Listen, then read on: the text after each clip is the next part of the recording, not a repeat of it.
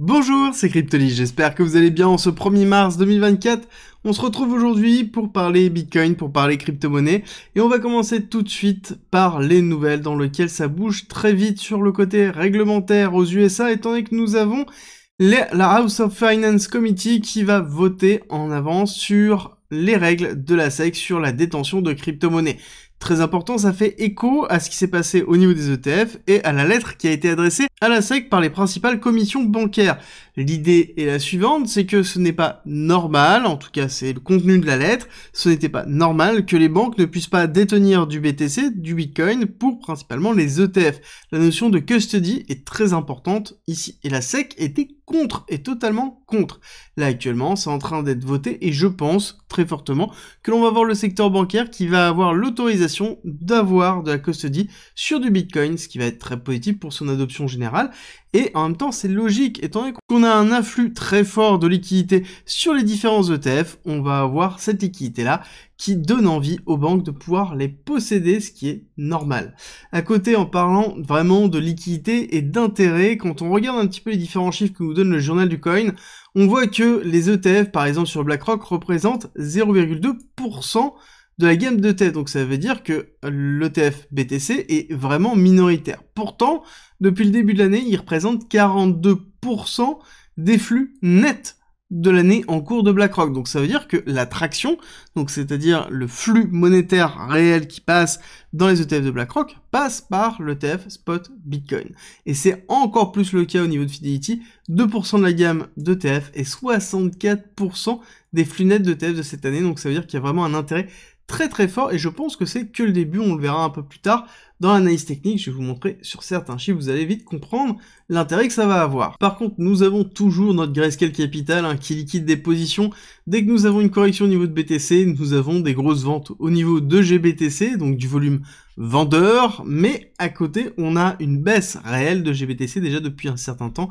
On voit qu'on depuis le 12 février, on a vendu pour 8,4 milliards de dollars, donc quand même une grosse vente, et ça continue, c'est-à-dire que Grayscale Capital continue toujours à avoir des positions qui diminuent, ce qui est plutôt logique étant donné que les frais sont très chers sur GBTC, et que à côté, plus le prix va monter, plus les personnes vont soit prendre des profits au niveau de Grayscale Capital pour réinvestir ailleurs, ou tout simplement sortir à break-even, donc sortir lorsqu'ils vont arriver dans le prix dans lequel ils ont acheté, à savoir que beaucoup de personnes étaient bloquées dans Grayscale Capital, qui avant d'être un ETF, était un trust et dans lequel on ne pouvait pas vendre simplement en fait ces GBTC parce qu'on était directement avec un discount, donc on perdait de l'argent juste le fait de vendre.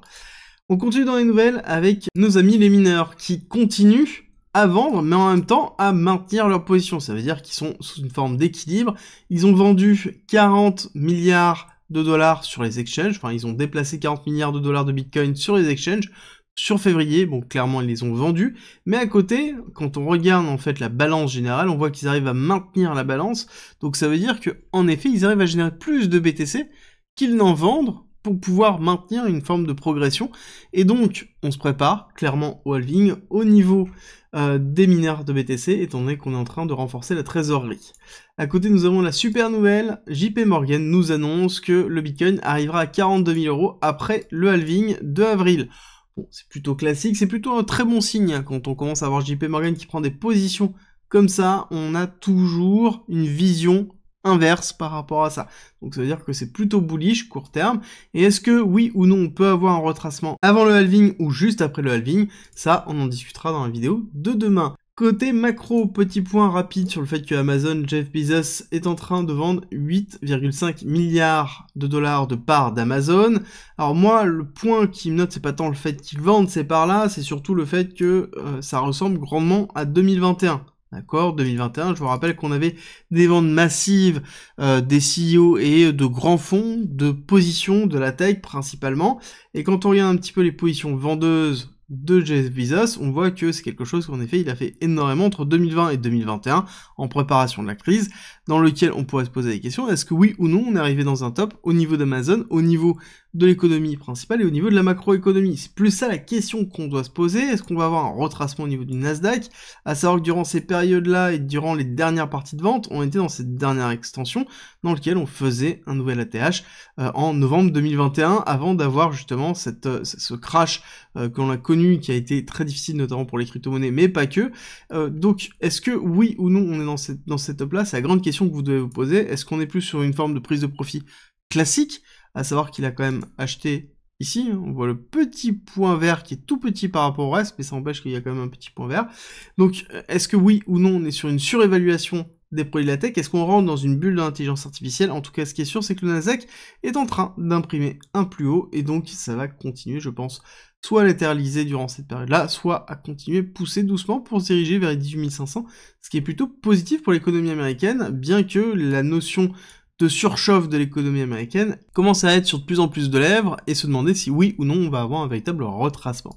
En tout cas, ce qui est sûr et certain, c'est que quand on regarde BTC sur Nasdaq, donc qui est la force de Bitcoin sur le Nasdaq, on voit que on est toujours en grosse surperformance, et ce que l'on vise, de toute façon, c'est casser le niveau de surperformance au-dessus des 4, de façon à ce que, en effet, le Bitcoin devienne un asset qui soit intéressant et qui attire les gens, et chose qu'on va le voir dans l'analyse des ETF dans quelques instants.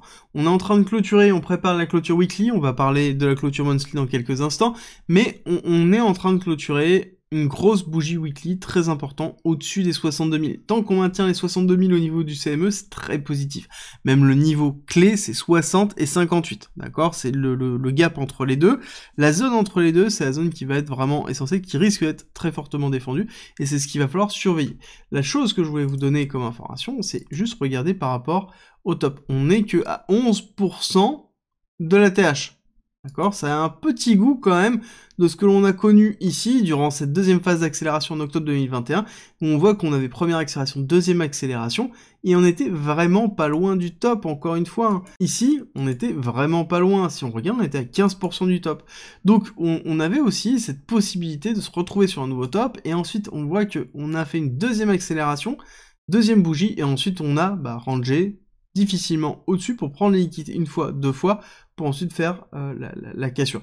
Donc là, ce qui va être intéressant, c'est est-ce qu'on est dans ce setup-là, ou est-ce qu'on est dans ce setup qui est beaucoup plus classique, c'est-à-dire dans lequel on a une phase d'hyper-accélération. Pareil, hein, si on regarde, hop, on doit pas être loin des 15%, on est à 7%, 7,5%, et dans lequel après on continue la deuxième phase d'accélération pour avoir justement la rupture de l'ATH, la mise en place d'une nouvelle ATH, et ensuite repartir vraiment sur un hypercycle haussier dans lequel on irait sur des targets d'expansion.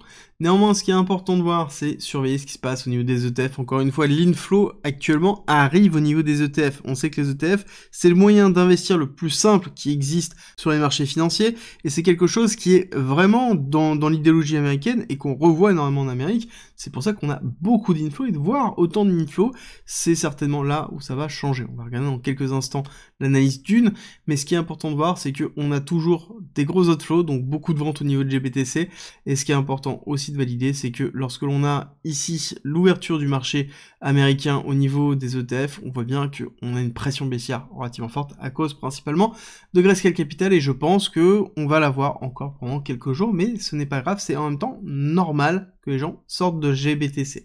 Au niveau de l'analyse d'une, très intéressant de voir que oui, en effet, on a eu une grosse capitalisation.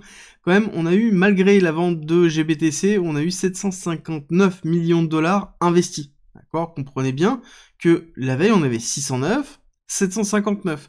Ça veut dire qu'on a un montant d'investissement qui est colossal en achat OTC, certes, donc c'est-à-dire over the counter qui n'est pas au marché, mais ça empêche que ça a quand même une pression haussière très forte et surtout une motivation des gens à s'exposer dessus. Pourquoi? Parce qu'actuellement les ETF représentent 3,92% de la supply de BTC actuelle. Et que quand on regarde ces 14 jours, les derniers 14 jours qui sont annualisés, donc pour avoir une représentation annuelle, ça représente 7,63% de la supply. Ça veut dire quoi? Ça veut dire qu'à la fin de l'année, si on continue sur ce rythme des 14 derniers jours, on arrivera à plus de 7% de la supply qui sera possédée par les ETF. Et ça, c'est un chiffre qui est très important, qui impacte beaucoup les personnes. Je pense que vous comprenez pourquoi. Et ça, on en parlera dans la vidéo de demain, parce que c'est vraiment très très important. C'est une des raisons pour lesquelles on a une accélération très forte maintenant. Au niveau de la clôture monthly, très important de voir cette bougie. La bougie est juste énorme. C'est très rare de voir des bougies comme ça. Alors, je vais vous montrer que c'est pas la première. On a fait 43%. Et on a bien ici le rebond sur Ichimoku, sur le Kumo. Très gros rebond, très grosse cassure haussière. Et donc là, si on se met en logarithmique rapidement, on va se mettre aussi en automatique pour pouvoir régler, hop, la règle. Ce qui est intéressant, c'est de voir qu'on a bien eu une hyper-accélération. Ok, ça ressemble à quoi? Bon, bah, ça ressemble en fait à ça, c'est-à-dire à cette typologie de bougie de rupture haussière dans lequel on a bien fait un rebond sur le Kumo, on repart en accélération, et on va en fait beaucoup plus haut. Et on voit que l'accélération est vraiment très forte et très portée, et on a une accélération qui est, somme toute, supérieure à celle qu'on a connue sur ce mois-ci, et qui est plus représentatif du mois suivant, donc c'est-à-dire de je rapproche de la TH. Et ok, là on était dans un retest de la TH. Et le problème c'est qu'on voit ça, ici, après normalement le halving. Et donc là, ça veut dire qu'on a bien un décalage du cycle, et pareil, ça va être le sujet de la vidéo suivante, vous allez voir que ça a un impact très très important dans la vidéo de samedi.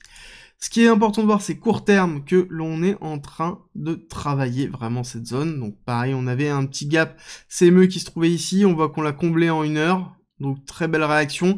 Pour l'instant, on est en train de travailler cette zone-là. Moi, la zone vraiment défensive va être 58 000, 60 000. Hein. Vraiment cette partie-là, on a un petit gap. On a une imbalance qui se trouve là avec une grosse résistance qui va devenir support donc pour le cours. Donc pour moi, on pourrait descendre jusqu'à 58 pour structurer quelque chose de haussier. Si jamais on casse 68, à ce moment-là, je vais chercher potentiellement quelque chose comme ça, une forme de consolidation pour aller me couvrir. Si jamais par contre à l'inverse, on fait, hop, on va supprimer ça. Si jamais à l'inverse, on fait une cassure, on réintègre et on fait un passage sur support, là j'aurai en fait un signal pour pouvoir m'exposer, renforcer des positions déjà existantes pour accompagner le cours. Mais encore une fois, on n'oublie pas que si on est sur une phase d'hyper bull run, donc vraiment la phase d'hyper accélération exponentielle du bull run, ça sous-entend qu'on aura très très peu de retracement, et chaque petit retracement sera une opportunité de réinvestir, et donc on n'ira pas retester des zones comme ça, et donc la notion de laisser de l'imbalance est tout à fait logique, parce qu'on ira les retracer quand on ira les retracer lorsqu'on sera en bear market dans quelques mois, quelques années. Au niveau de l'order flow, quand on regarde, on a bien toujours le Funny qui est en train de se maintenir, donc on a bien une force très très forte, on a bien une baisse de l'open interest dans la respiration, donc on est dans quelque chose qui est plutôt classique. Les positions de top trader se maintiennent, donc ça veut dire qu'on n'a pas de sell-off, donc pas d'alerte, rien, on continue toujours tout droit. Au niveau des liquidations, 300 millions, ce qui est plutôt classique, hein, quasiment autant de longues, enfin même plus de longues que de shorts, ce qui est normal parce qu'on a une forme de respiration et on cut une grosse partie des leviers qui étaient en train de se positionner très court terme. Quand on regarde les cuts des leviers, on le voit très bien dans le CVD perp, hein, le CVD perp, la courbe bleue est en train de s'enfoncer et c'est une respiration qui est normale et qui est liée tout simplement ici à la cassure baissière, d'accord, ce qui est plutôt classique. Donc là on a bien calmer le côté perpétuel, on a bien calmé les leviers, on voit que le spot est en train de se maintenir, donc pour moi on est plutôt dans quelque chose qui est plutôt cohérent. Pourquoi je vous parle des 60 et des 58? Parce qu'en même temps, on a dans cette partie-là une grosse partie de liquidité longue qui est en attente, et c'est un petit peu logique d'aller chercher cette partie si on était dans une démarche à aller chercher en fait une respiration et une léthargie avant le halving. Chose qui n'a pas l'air d'être le cas à cause principalement de nos amis ETF.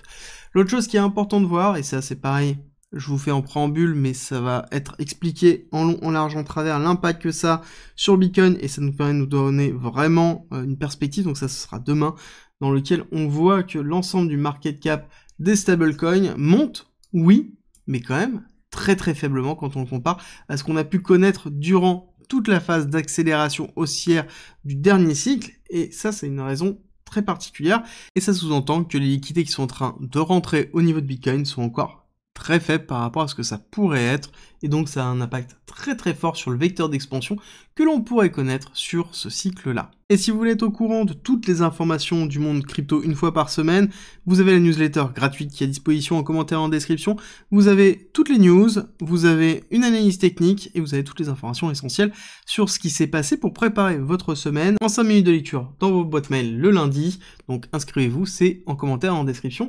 Et si vous avez aimé cette vidéo, bien sûr, laissez-moi un petit like, partagez, abonnez-vous si ce n'est pas déjà fait, ça me fait toujours très plaisir et surtout ça soutient le travail que j'effectue tous les jours pour vous. Et nous on se retrouve très vite pour une nouvelle vidéo.